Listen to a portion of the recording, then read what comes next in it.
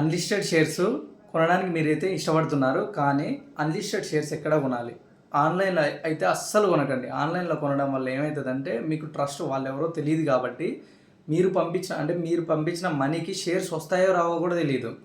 అంటే మీరు అమౌంట్ పంపిస్తారు, తర్వాత వాళ్ళు షేర్స్ పంపించకపోతే మీరు ఏం చేయలేరు.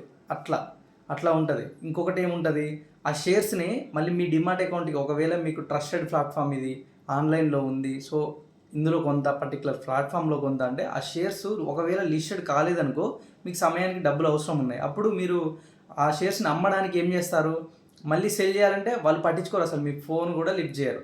సో మీకైతే డిమార్ట్లో యాడ్ అయితే తర్వాత మీకు అవి సెల్ చేయడానికి ఇబ్బంది అవుతుంది. ఇట్లా ఆన్లైన్లో అయితే అస్సలు బై చేయకండి. మాకు ఇప్పుడు అంటే నేను కొంతమందితో ఫోన్ మాట్లాడాను, చాలామంది కొన్నారు, కాకపోతే అమౌంట్ కొట్టారు కానీ మళ్ళీ నాకు క్రెడిట్ కాలేదు, షేర్స్ రాలేదు అని బాధపడుతున్నారు. అట్లయితే మీరు చేయకండి. మీకు ట్రస్టెడ్ అనిపించిన దగ్గరే మీరు షేర్స్ అయితే బై చేయండి. సో మేమైతే మా క్లయింట్స్ నుంచి ప్రతి ఒక్కరికైతే షేర్స్ అయితే ట్రాన్స్ఫర్ అయితే చేస్తాము.